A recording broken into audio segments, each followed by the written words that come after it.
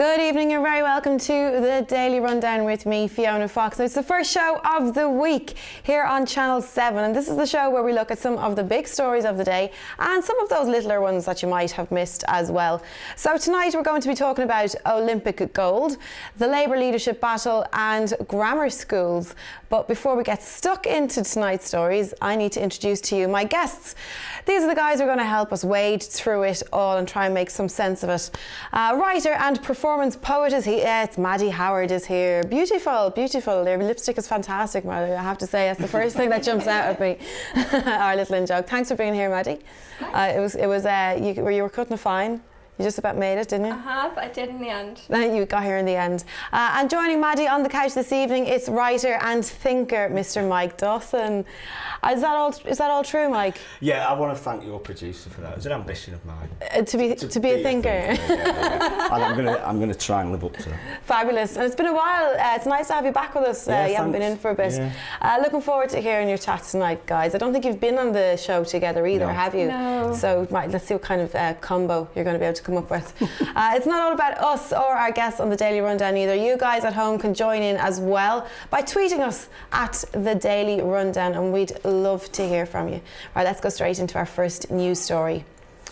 A new report has found that the bosses of Britain's biggest companies now take home about £5.5 million a year on average.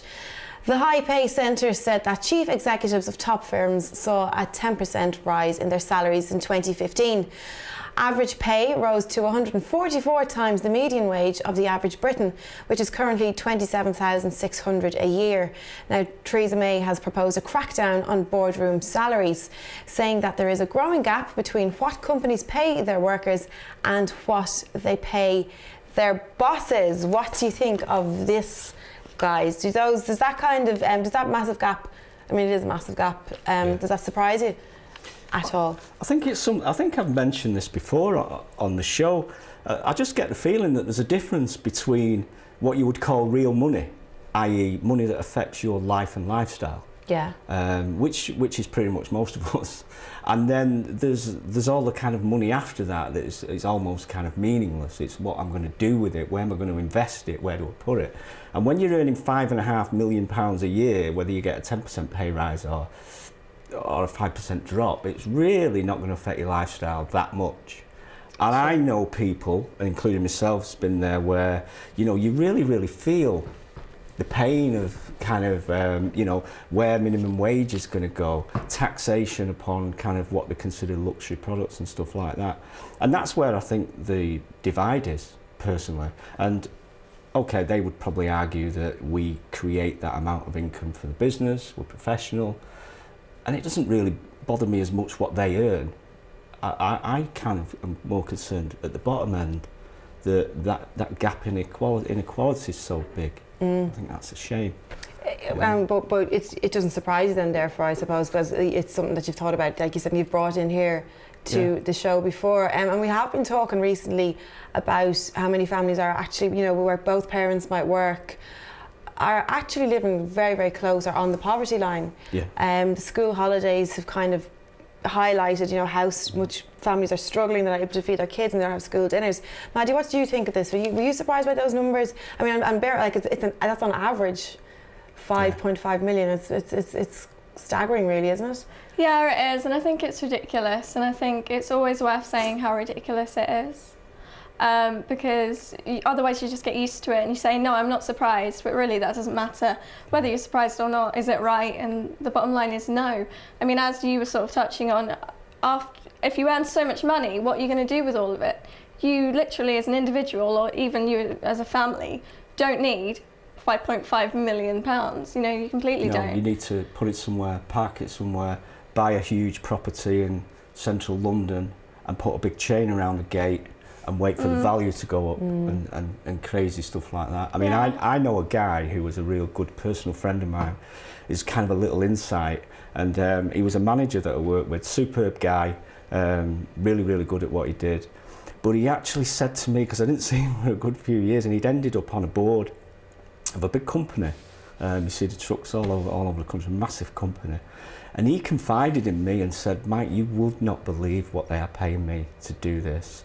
And he said, from where we were as like sales guys, he said, it's unbelievable. And he said, I went in hospital, and he said, I was quite ill, and it was like something from The Simpsons. He said, this guy came in like a white, crisp suit. You know, he was in a National Health Service hospital, right? And he told me this story about this guy coming, I've come to take you, sir. And he put him in this ambulance and took him to a private hospital. He said, I travelled first class to London on the trains. And you're talking hundreds of pounds to sit on a train at peak time to London. It was just crazy. And he was one of probably, you know, we're personal good friends, but he was honest enough to say, it's unbelievable what they're giving me.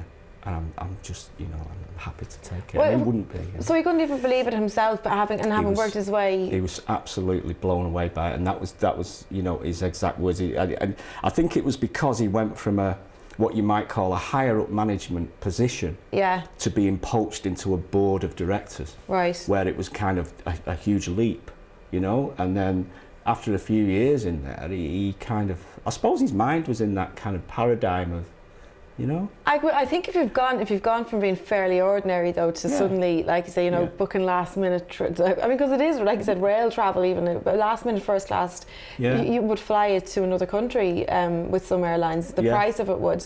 How do you feel about Theresa May's promises on this? Is this something that you think we have enough time? No, we do. Is this something that you feel you would feel confident that she will follow up on? Do you think that this is going to be a priority in her role? Definitely not. Right. So, don't mince your words there now, Madie. Well, I mean, it's just things like this are just common sense to me and to a lot of people that. The Conservative Party, for one, their ideology it has always been to support the rich. And to not really care about those underneath, and to have support for big business and big bosses and pay rises. And Theresa May herself, you know, her personal politics, her track record, it doesn't exactly scream, I'm all for redistribution and I believe everyone's equal. So, I mean, it's not looking promising. And should this have happened in 2015 especially? I mean, what did happen? What is happening to the minimum wage and to what people who actually do manual work? You know, are they getting paid a lot? Do they deserve more pay? Yes. Do these people deserve less pay? Yes. And that should be happening. Yeah, and I don't take the view personally that those guys are necessarily taking money off us or the lower class. I just think we need to, you know, move it up a little bit. You know, in the whole scheme of things, you earn £5.5 million, great, but we've got people struggling with families to earn the money they need for the families and stuff. So let's support them. And the minimum wage was a way of going down that route, you know. But Theresa May, Tory, telling us they're going to cap wages, not a prayer. No, it's not going to happen. You wouldn't be confident with that. Yeah. I suppose then, I mean, when you think about people though in a company, I mean, I think because you just say redistribution, and that's the sort of buzzword, isn't that's the tag I think on the whole story really, isn't it? It's just that's just not happening. If you think the average worker's wage in a company is 27,000, where the average bosses are coming with, I kind of say it out loud. It seems like I'm making a mistake. I just check my do you know? That's great. No, guys, thanks very much for that one. We'll move on to our next story now. 5 Labour Party members have won a High Court battle over their legal right to vote in the upcoming Labour leadership election. Earlier this year, Labour's NEC ruled that party members who joined after the 12th of January would be unable to vote in the contest. The group argued that this was a breach of contract as they had paid their membership fees in order to vote. Labour is set to appeal the decision, with the case being brought forward in this Thursday. The result of the leadership race will be announced on September 24th. There's a lot of people interested in this one. How do you feel about the ruling? Do you think the ruling was fair?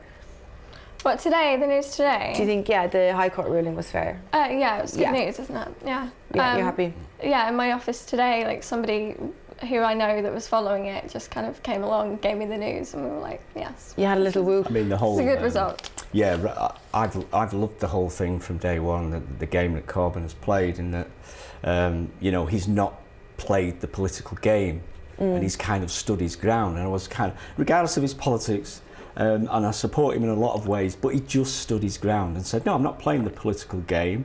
And slowly people started to bail out, and some came back, and he just carries on. And then I decided to join the Labour Party. Right. Because he was standing for re-election, and I So couldn't. this time round? Yes. Right, okay. That was maybe a month, 6 weeks ago before I went on holiday, and I couldn't do it because the Labour Party website wouldn't work, so I couldn't pay my membership. So I emailed them and said, "This is funny, I can't pay my, £4 to join the Labour Party." And they came back to me in the end saying, "We're very sorry about that, and I don't know whether it works now, I still haven't done it. But this vote today is about, had I joined, my right to vote for the leader of the party that you're a member of, Yeah. surely." Yeah. They are trying everything they can to get him out, whilst at the same time the people might well decide they want him to stay. They might not, but they might. It's possibly been the most interesting development. Isn't it though? I mean, well, first of all, we have Jeremy Corbyn. Obviously, he's never. I don't know. I can't think of another politician. I obviously haven't been in the UK my whole life, but another politician that has just roused the people and inspired. And the younger generations as well, which has been interesting. Whether you support him or not, I think that's fantastic. But then how the Labour Party has been seen to kind of implode over the last few weeks, it's just, I don't know. I don't think anyone would have predicted it. We're just going to go for a quick break, but we're going to come back on this one. I think we've got a bit more chat to do on this one. Don't go anywhere. We've got lots more news and a musical guest coming up very soon as well. We'll see you soon.